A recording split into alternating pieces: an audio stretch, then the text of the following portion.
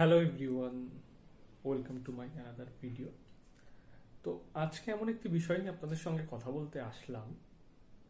বিষয়টা বেশ স্পর্শকাতর, তাই অবশ্যই ভিডিওটা সম্পূর্ণ দেখবেন, নাইলে একটা ভুল ধারণা তৈরি হতে পারে আমার সম্পর্কে। আমি অনেকদিন ধরে ভিডিওটি করবো বলে ভাবছিলাম, তো করা ঠিক হবে কি হবে না। বিষয়টি হলো, এই ভিডিওটার মাধ্যমে অনেক লোকের রুটি রুজির বিষয়ে আমি কথা বলতে চলেছি। আমরা যারা online cab booking service use করি, ওলা, উবের, র্যাপিডো, যাত্রী সাথী, যেগুলো পশ্চিমবঙ্গেতে চলে, ভারতের অন্যান্য শহরে চলে, যাত্রী সাথী অন্যান্য শহরে চলে না। তো ওলা, উবের, র্যাপিডো এগুলো অন্যান্য শহরে চলে, দিল্লি, মুম্বাই, ব্যাঙ্গালোর এইসব শহরে তো চলে। এবার সমস্যাটা হচ্ছে, বেশ কিছুদিন মানে 6-7 মাসের বেশি সময় ধরে দেখা যাচ্ছে যে ওলা, উবের, র্যাপিডো বাইক চালায় যারা,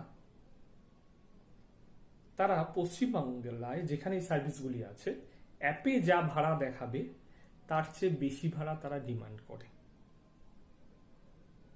নাহলে তারা যাবে না। এখানে টেকনিকগুলো খুব সুন্দর। ফোন করলে ফোন ধরবে না, মেসেজে কথা বলবে, ভাড়া বেশি দিতে হবে। এবং তার চেয়ে বড় কথা, আপনি আমাকে ভাষা বিদ্বেষী বলতে পারেন, তাতে আমার কোনো কিছু গায়ে লাগবে না।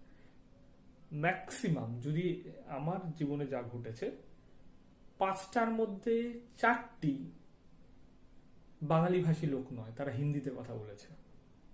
এবার তাদের নামগুলো কি আমি বলবো না, তাদের ধর্ম কি সেটা নিয়ে আমি এখন কিচ্ছু বলবো না, নাম তো দেখা যায়। তারা মেসেজে কথা বলবে, এক্সট্রা টাকা দিতে হবে। ডালহৌসি থেকে নিউ টাউন 250 টাকা 200 টাকা নিচে আসবে না, কিন্তু অ্যাপে 250-200 টাকা দেখায় না। আমার বক্তব্য খুব পরিষ্কার, ভারতবর্ষের অন্যান্য শহরে অ্যাপ সার্ভিসগুলি যদি যা টাকা দেখাচ্ছে সেই টাকাই নেওয়া হয়, কলকাতায় কেন বেশি টাকা নেওয়া হবে? এই দায় কি শুধু আমাদের? মানে আমাদের দরকার বলে আমরা তাড়াতাড়ি যাব বলে বেশি টাকা, মানে ধরুন আমি দিচ্ছি না,